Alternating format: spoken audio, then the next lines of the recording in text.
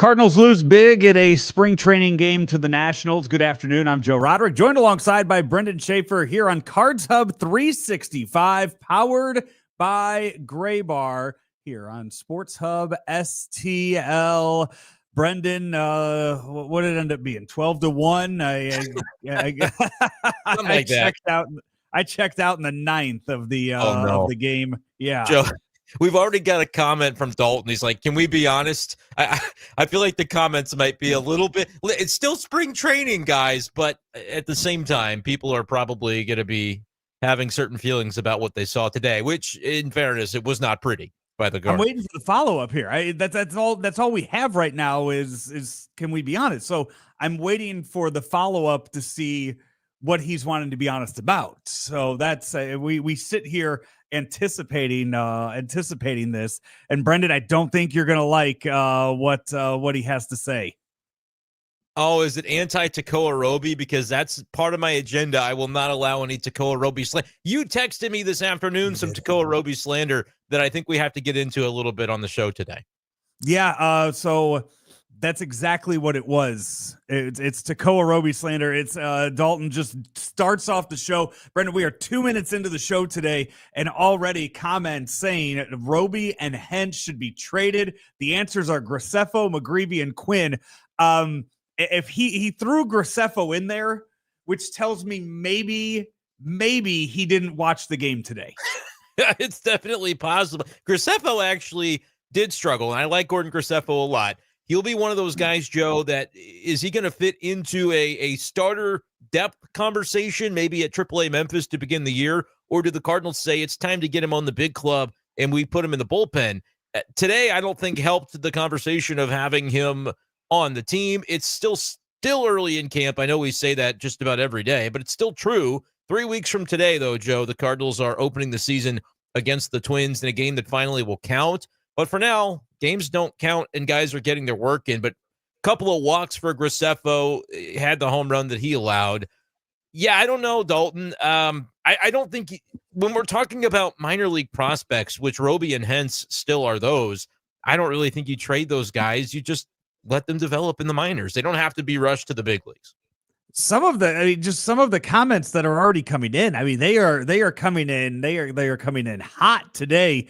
In here, just right off Matt chiming in. Now let's wear our Mo-colored glass. Like what? And what? Again, it is March 6th right now. People don't want to hear that. Hey, if you want to look at which players were not great today, which pitchers gave up the runs. And I think we can all sit here and we can say, and this is something I know Claves has preached a bunch too. You look at where some of the mistakes have come. It's not guys that we're going to be sitting here talking about on, March 27th on opening day. I don't think it's going to be those 9 in the lineup and those pitchers pitching in the game, that the ones that we might be bitching about. Yeah. And look, I understand people having a very short fuse with this team right now because, Joe, we don't have to put the Mo-colored glasses on to say that the offseason was pretty wretched. They didn't get anything done in the winter. What's Mo-colored? I don't know, whatever color his sweater is, or okay. The people like to talk about the bow tie. I don't know. We don't have to. Give me the hex code on Mo-colored glasses, please. Send that in. No, but we don't have to, put lipstick on the pig that was the Cardinals off season. But I feel like a lot of people are coming off of that winter and going, all right, they better show me something then, because I wasn't really pleased with the news cycle the last handful of months. And now, you're kind of getting beat in a little bit, 12-1 today. And so there's some frustration. I understand that. I like you said, I still think let's look at the individual players. Let's look at the guys who, all right, is there a battle for a roster spot with this guy? Okay, what did we learn from his performance? Still the way that I'm taking in spring, at least until you get till mid to late March, and you can start to turn the corner toward the season. This is Cards Hub 365, powered by Gray Bar. And as we sit here and look through the comments that you're sending in, we welcome all comments that you want to send in to us here on Cards Hub 365 and all of our shows here on Sports Hub STL. Just fill up the comment section and join in on the conversation. Join in with each other in the YouTube chat, and we'll chime in where we can as well. With Aaron again, I mean, it's March 6th, and you would think it's August 6th, the way that we're 1 day away from the NHL trade deadline, and he's looking already like it's the day before the MLB trade deadline, the way that the seriousness that is being looked at. All right. For this, another pathetic loss. The Cardinals accepting losing and sitting out spring training too. Again, let's try to not focus too much on this, Joe, because there's stuff to talk about. Like, we know people are going to be upset. Let's not spend the whole show kind of discussing it, because it is what it is, guys. We're still going to discuss the players, what happens. If you have thoughts, the frustration is valid. I mean, you can continue to send it. We will be the shield, and you can just keep peppering us with those arrows. We can take it. But eventually we talk about the players. Joe, did anybody stand out to you today from this game, good or bad? You don't have to put on the rose-colored glasses here. What stood out to you from today's game? Let's start talking about some individual performances. I think you and I both agree with the value that Eric Fedde brings to the Cardinals on the field. I know there have been rumors in regards to trading him and what you could get for trading him before the season starts. And, you know, it's a low money contract. Maybe you get back some good prospects, but I think the opposite. I think you need arms to get yourself through 2025. And who knows what the performance looks like when the season starts. So you want to keep Eric Fedde in there, whether he's your number 2 or 3 starting the year. And so far, so good for Eric Fedde here in the spring. I liked when they made the move for him last year. I expected him to pitch a lot better last year than what he did when he came over. But again, this is a guy that performed well pitching for the White Sox last year. Yeah. We know that that's within him. And if it comes out and we get the numbers that Eric Fedde threw for the White Sox last year, it could help to be a successful 2025, however you view that. By the way, do you know offhand what Eric Fedde's ERA was with the Cardinals last year? Not counting the White Sox numbers, just with St. Louis. I know it was higher than it was with the White Sox. Was a little higher, but do you have a guess? Because I think that, and I'm not predicting what you're about to say, but I think that people have the same view that you had, which is, he came over, he didn't really pitch as well. Just off the top of your head, if you have a guess, if you don't know already, what do you think it was? I don't know already. Was it about 4.43 or so? It was 3.72. Okay. So I think that kind of goes to show, though, that there's just a perception issue for whatever reason with Eric Fedde. I don't know if it's just because he's kind of a normal dude and he doesn't have that like, I don't know, that star appeal to him for whatever reason. It feels like maybe it's because people knew he had to go overseas to sort of, save his career and get back to MLB before his success last year. But he does kind of have that attachment where for whatever reason, it's just sort of like, Eric Fedde, 4.1. It was 3.7. So it's it's another Miles Michaelis situation, really. I mean, a guy that went overseas and kind of had a rebirth of his career, came over back to the States, back to MLB, and got signed and made some money. Yeah, but if you get a 3.7 ERA from Fedde this year, I'm not saying you're like thrilled with that, but if that's the bad version of him that people kind of have it in their head that, he wasn't that good last year, maybe he's a 3.5 ERA guy and he's pretty solid in the middle of that rotation, whether it's number 2, number 3, whatever you want to frame it as. I think he's a guy that you are glad to have. Look, when the Cardinals acquired him, and I know Tommy Edman goes on to be the NLCS MVP, so that doesn't look like a great trade in retrospect. But I think the day the Cardinals got Eric Fedde, it was more about 2025 than it was the stretch of 2024. It was beneficial to have him down that stretch because they knew Lance Lynn was going to need an IL stint. That was part of the reason you get Fedde when you do. But I think they said, look, we know, and Mozeliak knew this, that this whole thing about the payroll is coming, and we're not maybe going to have the flexibility to sign a free agent or to bring back Kyle Gibson or Lance Lynn. So we might have to plan ahead a little bit for that rotation to make sure that the bottom doesn't drop out on it. And so they get Eric Fedde for a locked-in $7.5 million contract this year. I think that was part of the plan. So when I heard all offseason that, Eric Fedde, is a great trade chip, I think that's only true if teams are offering you quality prospects for him right now. I don't know that that's what's happening. You might as well wait until July And if you're as bad as every fan is concerned you'll be, then you can trade Eric Fedde. I know there's injury risk associated with that. Same thing with Ryan Helsley and hoping those guys are performing when the iron is hot in July for trade stuff. But I think it's a reasonable approach to take at this point, especially when you look at some of the younger pitchers that you would conceivably slide into those spots. Guys like Graceffo, struggling. Maybe he's not totally ready to take on an MLB rotation spot at this point in time. Tink Hence has to be built up. He just hasn't thrown enough innings. And Quinn Matthews has already been sent back to minors camp where the Cardinals are going to give him a little more seasoning to begin the season. That McGreevy, I would like to see in the rotation for sure, but we've still got 3 weeks before opening day. Any one of those starters gets injured, and it's very simple how McGreevy finds his way in. I like having the luxury of an Eric Fedde in the rotation, and today was another good start toward that end.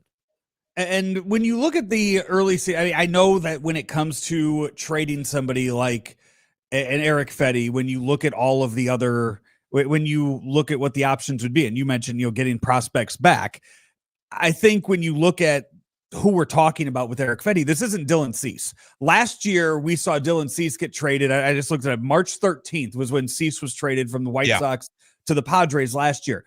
Going into the offseason, I would say he was the most sought after pitcher in the trade market and the White Sox held on to him for as long as they could and got 4 guys back in exchange for that. Eric Fedde's not bringing you that same return that Dylan Cease brought you. That's not what you're getting for that. So those are the type of moves that you make in spring training at this point if you're trying to get prospects back. Otherwise, you are going to wait until the trade deadline if you have something like that. If your season's just a total bust and you have this chip that you think can slide into somebody's playoff rotation, then you look at trading somebody like Eric Fedde and see what you get back in return and see where, what prospect you can get in an organization. Right now, teams aren't trading their top prospects for Eric Fedde. They might in July.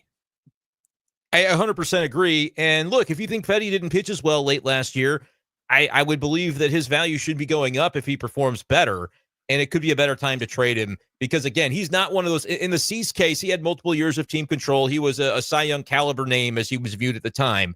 Fedde is, not viewed in that way. So I think it makes all the sense to wait because you accomplish dual goals of maybe his value goes up if you do end up trading him, or the potential that you find, hey, maybe the Cardinals aren't as bad as we thought they were, and Fedde's part of the reason for that.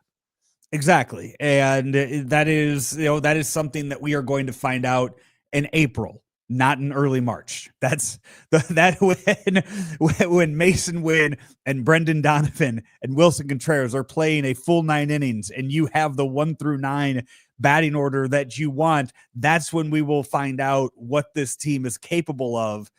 Then right now you can look at it and you can sit there and say the sky is falling and say everyone sucks and say that it's going to be a terrible year. But again, until they start playing, that's when we'll have a better idea of what this will be. If they go 1-5 the first homestand, then we can go, all right, let's look at who we're trading now. And look, part of it, too, comes, I think, on the offensive side, where the comment in here from Aaron says, I need to see improvements now. Brown is supposed to be a superhero hitting coach. Maybe that's a pretty just like blanket way of putting it that's not exactly reflective and fair. But, yes, they have talked very highly of Brant Brown and the impact that he could have. So to see some of those results and the fruits of that labor that's been put in over the offseason, I think would certainly be valuable toward Cardinals fans buying in. Right now, maybe they're seeing a lot of these at-bats, Joe, and it kind of looks like it has looked, right? Where there has been frustration over the last couple of years when it comes to the St. Louis Cardinals, their offense, the approach, situational hitting, a lot of these things that Brant Brown is purported to be on top of and be able to provide additional help with. And so if the Cardinals fans don't start seeing those areas addressed in a meaningful way in these games, I think that's where maybe some of this frustration from fans come from. Let me know in the YouTube comments section if I'm off base on that, guys. But I think that's part of it is like, okay, of all the changes that didn't happen, a change that did happen was they did decide we need to go in a different direction with the hitting coach position. So if you don't see the fruits of that labor, I think there could be some frustration from fans. And I know it's just spring games, but that's all we have right now to go on. So that's probably where some of that's coming from. Watching the game today, I was going back and forth. I was flipping between the feeds, between the Cardinal radio broadcast, which was Claibs and Matt Pauley, and the TV broadcast that was Chip Carey and Mark Sweeney. And at one point in the when Chip and Mark were talking, they start talking about Tony Gwynn, Mark's old teammates, and say, Tony Gwynn really just did not want to start getting on a hot streak in spring training until like the final week. That was when he wanted to kind of be locked in. Being locked in right now does you nothing. It's nice. It makes the numbers look good. It probably has people feeling really good about the season. You would much rather, when it gets into the March 20th, that's when you want to start seeing the ball better. That's when you want to start hitting the ball better, because that's when it can carry over into games that matter. So right now, yes, does it look bad that Mason Wynn's hitting, I think, 043, 048, something right now? Another 0 for today? Yeah, it does. But if we get to March 22nd and suddenly he's getting multi-hit games, then you start to feel a little better about the way things are going to look when that calendar turns into April. Yeah, and I see a comment in here from Snips about Brant Brown. The comment says he got fired from the Mariners last year because they were one of the worst offensive teams in MLB. And I will give some background on that. It was May 31st of last season when Brant Brown was relieved of his duties with the Seattle Mariners. His title there, though, was offensive coordinator. And no, this is not a football team. That was his role with the Seattle Mariners. And I wonder if that kind of aligned a little bit with the way that the Cardinals had tried to incorporate more into the role of Jeff Albert when he was the hitting coach here, and how in the dugout, it just never seemed to really be a great fit for him. It almost seems, Joe, like it could be the opposite with Brant Brown, at least in the way that the Cardinals had presented this, where it's like he was maybe being asked to do some things that like the type of stuff that Jeff Albert really was into outside of the coaching role between the white lines and in the dugout, whereas Brant Brown is maybe more of that guy who he just wants to coach hitting. And I maybe wasn't a great fit with the Mariners in the role that they had cast him within as an offensive coordinator, whatever that all entails. We'll see. Like, obviously, yeah, the guy was relieved of his duties from an underperforming offense last year and had some role in shaping that team's hitting. And we'll see whether or not he can be successful here with the Cardinals. A lot of times, Joe, you get a new hitting coach, and it almost doesn't matter who it is. There's going to be great things to say about the guy's personality and the way he goes about his business. Bottom line, and like, I never thought it was really fair to make Turner Ward the scapegoat. Bottom line is the hitters have to perform. And under Turner Ward, they did not perform. And if under Brant Brown, they don't perform, it's going to be the same story as it ever was, regardless of what he's telling. And those guys in the box have got to make the changes and be able to perform consistently. We could scapegoat another hitting coach if we want to, or you could say, hey, these players have got to step up. Like Brant Brown, I'm very interested to see the way it goes too, but that's kind of my philosophy on the whole let's blame the hitting coach or credit the hitting coach thing. If it ends up turning around, it still is the players at the end of the day. So it's clear, Brendan, from the YouTube chat today, and I think general sense of Cardinals right now, that their performance in spring training just is going to mean awful season. I mean, 2024 White Sox level season based on what we're seeing so far in the Grapefruit League, based on what we're reading in the comments right now. That's the expectation on the season. So this is just a little game I wanted to play. I wanted to bring this up, a little exercise for us, because if the sky is falling right now for the Cardinals, who are fourth from last in the Grapefruit League, the teams below, do you think Twins fans right now think the sky is falling? I don't know. I hate to think that I have to put myself into the mindset of Twins fans, but yeah, I don't know. I think the Phillies are 4-7. Do you think they're looking at that thinking that it's it's over, their window is closed? I don't think so. I think more of this. I think a lot of it is based on what it's past. That's the problem, is that Cardinals fans are coming in with some fair opinions about their disappointment from past years, and so it kind of builds on itself. Yeah. In Phillies case, I think, whatever happened last year, is it quite the same as last 2 years have kind of been on that trajectory for the Cardinals, and their fans have the right to feel a certain way about it. But I think that's baked into why the early reactions to spring training are a little more understandable in St. Louis. And I'm looking. Marlins are dead last right now, so we don't need to put ourselves in the. They'll stay dead last. I mean, that's and then on the other side, over in the Cactus League, if I'm just looking at the bottom 4 right now, we take the White Sox out of the equation for this. And I would say, yeah, maybe, Mariners fans, maybe they have the similar, they have the talent there, but they're not having the greatest spring either. So maybe their fans are also freaking out at the level maybe Cardinal fans are, as far as another disastrous season on the way. I can't imagine Guardians fans or even Padres fans thinking that, though. You're muted again. This thing will be the death of me. I'm serious with you. I don't know why that keeps happening. It's my thing comes on, my mic comes unplugged, and it happens, and it shows me on the screen, so I at least know it, and then I can fix it right away. But no, to your point, like, yeah, I think some of those fan bases, like the Guardians had a great season last year, though. The Padres had a good season. I feel like if you're the Cardinals and their fans, that's the priors are baked into it so much. Yeah, Aaron mentions that in the comments too. The Twins had a good year last year. Phillies had a good year. This year, it feels weird for the Cardinals because you're not expecting it to be a good year. The front office didn't make any moves in the offseason that tells you it's going to be a good year, but you're desperate for it to happen because you've been hearing about this crop of young players for a while. And now they're saying, hey, we're going to let all those young players be the core of the team. Like, that should lend itself to a pretty good season, but everybody's kind of apprehensive because they realized, no, they didn't do a singular thing about adding to this team from the outside in order to improve it to make this year's team better. Right. This is Cards Hub 365, powered by our friends over at Gray Bar. If you're suffering from supply chain issues and they're disrupting your operations, have no fear because Gray Bar has you covered, and you can rely on their nationwide logistics network to get what you need, where you need, when they need to get there, all within budget. Gray Bar, a trusted and leading North American distributor for electrical communications, data networking, and industrial products. They support they literally support products of any industry. Doesn't matter which ones, just one clear mission: to serve as that vital link in the supply chain, adding value for customers and suppliers with innovative solutions and services. Visit graybar.com to start an order today. That's graybar.com, and fix those supply chain issues with Gray Bar, your distributor for electrical and datacom needs.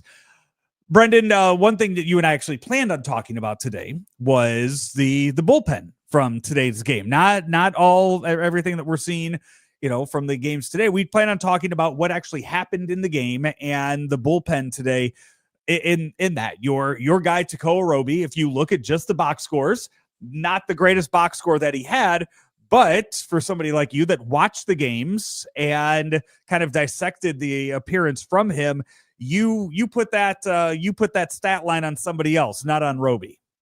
Yeah, I'm actually encouraged by Roby's outing. I'd be curious to hear what Oliver Marmol had to say about him specifically from today, because yeah, if you look at the box score, it's not pleasant. 2 innings, 4 hits, 3 runs, 2 earned, and a home run allowed. So, like, even though one of his runs were unearned, you can't take away the home run. He gave that up, and it was a bomb. There's no doubt about it. 96-mile-per-hour fastball right down the middle of the plate, hammered out to right center, and that was unfortunate. But it came after kind of like a bloop double by Paul DeJong, who I saw somebody in the comments mention that Paulie D had a big day, and he did. He homered as well, I believe, in this game. Yeah. So, that is what it is.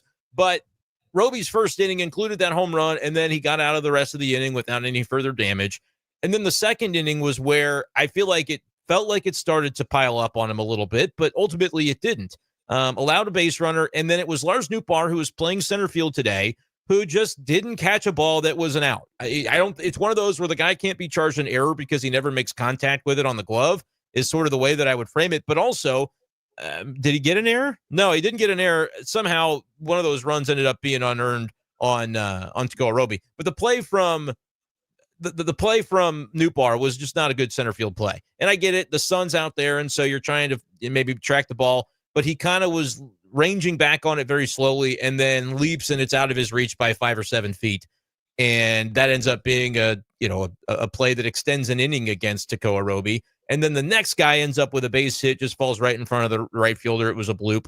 And then you're in some serious damage. It could have piled up, is my point, on Tekoa Roby from there, and it didn't. He got out of the rest of the inning without any further damage. So even though the box score looked bad for Roby, I was more encouraged by his outing than discouraged by it. Dalton says he gave up the game-winning run early. Who cares what he did with an unearned run after? Dalton, that is, no offense, that is a god awful way to look at the game of baseball. Because what does that entail? That entails what the offense for the Cardinals did. If the Cardinals score 7 runs in this game, you feel drastically different about it, because guess what? It would have mattered. You couldn't have known at that point that like, to talk about the game-winning run in a 12-1 game, I'm sorry, that's a ridiculous way to assess the game of baseball. So that's my little soapbox. It happens in the middle of the game, 4th inning, and you're like, well, gave up the game-winning run, so no, come on now. We can take in the game of baseball much smarter than that. And I'm not saying Roby had an amazing day. I'm saying I was encouraged by the fact that after some damage against him, that largely in the 2nd inning wasn't his fault. Mistake pitch on the homer, no doubt. But in that 2nd inning, it could have been a lot worse than it was through the fielders just making mistakes behind him, and he ended up being able to get out of it from there. So, yeah, it does matter. Like, you're still evaluating. If you're looking at this through a lens of, well, that was the game-winning run on March the 6th, you're doing it drastically wrong. So that's all I got. Yeah, and then from that, you go to Graceffo and his outing today, which... No, his outing didn't matter, Joe. The Cardinals the game-winning run had been given up. Like, his outing doesn't matter. When the 2nd run was scored, Cardinals knew there's no way we're getting another run today. Yeah, I'm sorry for being so snarky, but come on now. That's just silly. Yeah, let's talk about Graceffo. Sorry for interrupting you for that. Again, and this is different. There were hard hit balls against Roby, and should the ball of Nootbaar been caught? Does Siani or Victor Scott II catch that ball? 100%, by the way, they catch it, which should bake into your thoughts about the center field competition, but continue. Which I've been anti Lars Nootbaar playing center field to begin with. I'd rather see Alec Burleson in left or right than Nootbaar out there anyway. That's a different discussion for a different show. Which may be taking it too far, but yeah, different discussion. Again, different discussion for a different show. Graceffo, though, it was the control added on to getting hit hard. He walked a couple guys and then gave up a lot of hard hit baseballs. Just not a great outing for him, and not one that he needed at this stage when, again, we're still 3 weeks away from finding out what that opening day roster is going to be. But a guy like Graceffo is a guy that could very easily get sent back down to minor league camp early in the process and just said, you know what, hey, we're going to send you back down there. Same with Quinn. We're going to stretch you out and we're going to make you into a starter down there instead of seeing what you have out of the bullpen up here. I still think Graceffo is going to have more opportunities, but it may come in some shorter bursts rather than, because they're going to have to pick which of these guys continue to get stretched out for Grapefruit League and which of them they want to keep in Grapefruit League, but they'll have to eventually dial back the innings on potentially. Graceffo's in an interesting spot because you do want to staff the AAA rotation with guys that could potentially be options in the big leagues later on in the summer for the starting depth. But you also could say, hey, Graceffo, maybe his stuff plays in short bursts and you could value him out of the bullpen. And Damian asked, what's his role going to be? I think that's a great question. I don't think today, like, we should ever take one outing in early March and say, like, that's going to be the determining factor. Unless, you know, for some players that maybe don't have as much of a rapport, it may be the end of the coaching staff's rope for a certain guy. And you say, okay, I just can't watch him anymore. I don't think that's going to be the case with Graceffo. And he did have the stuff you look for, right? Like, I think if you wanted to paint a positive picture of Graceffo's day, you could still say, all right, we could tell the stuff plays, had 3 strikeouts, but you have to throw more strikes. You can't give away free passes and then get hit hard. It compounds on itself. So that's going to be what he has to work on going out next time. I don't look at today's outing from Graceffo and then have a prediction of the direction the Cardinals are going to go with his role, though. I just think that's one of those spring training type of outings that he as a young player looking to make this team does have to take that and learn from it.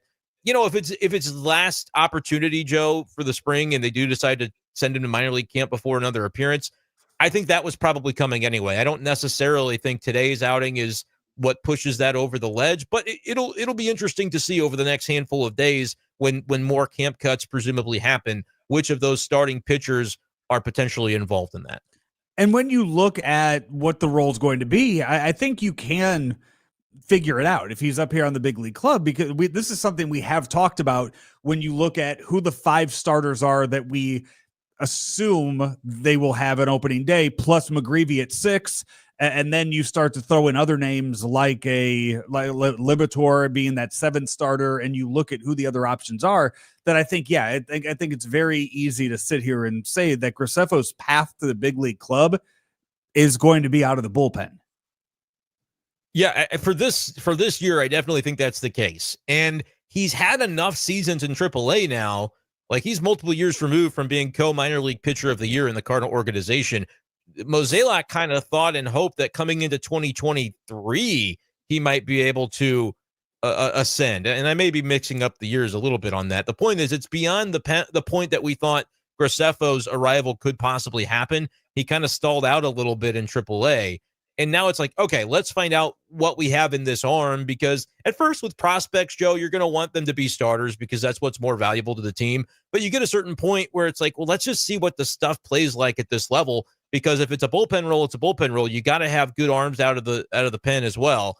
And I do think that's the clearest path to get him there. What's going to be interesting, though, is you kind of look at the guys like Liberatore and say, well, he's ahead of Graceffo in that starter depth conversation. Liberatore's probably out of the bullpen too, because he's another guy that you might prioritize to make sure he's at the big league level. So very quickly, Graceffo is somebody that, if he's still sticking as a starter, could slide up the depth chart just by virtue of other guys being turned into relievers. Granted, he's also one of those guys that I think for his, like, if I'm Gordon Graceffo and I want to make the big leagues this year, I'm super willing to do it out of the bullpen, because that's probably the best way that he's able to make it. Oh yeah, again. I mean, if you're going to make that big league money, you'll do whatever to get up here, and whatever role it's going to take. Tomorrow, Cardinals have an evening game, a 5:05 Central start time for the game tomorrow against the Astros. Start playing a little bit under the lights. Start getting used to that. And they have a few night games, I think, coming up over the next couple weeks, so start to see more and more of those as spring training goes on.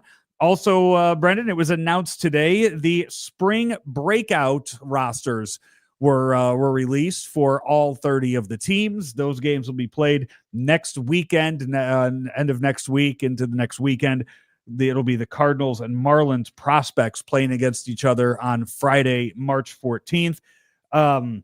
You'll get to see Quinn Matthews play again in a spring training game. That would be and same with Jerpy as well. So those are the things that I would take when you look at this roster that they put together for it. Those are going to be the things that I think Cardinal fans will care the most about for that game next Friday. Yeah, other guys involved: Chase Davis, JJ Weatherholt's going to play, it looks like. Thomas Sajaci.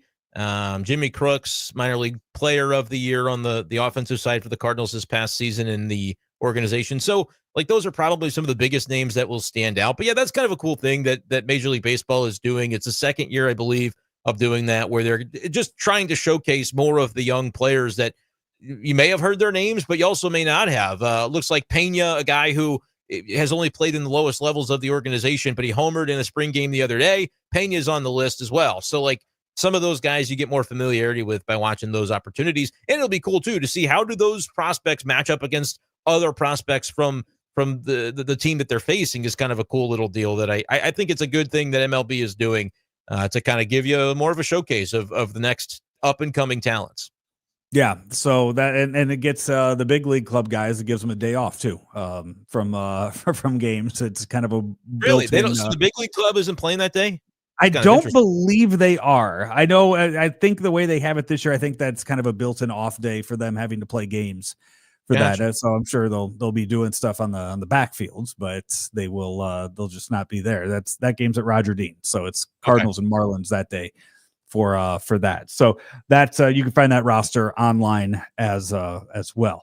Brendan, the next time people see you and I together, we got something special for the viewers. So make sure you stay locked in on Sports Hub STL.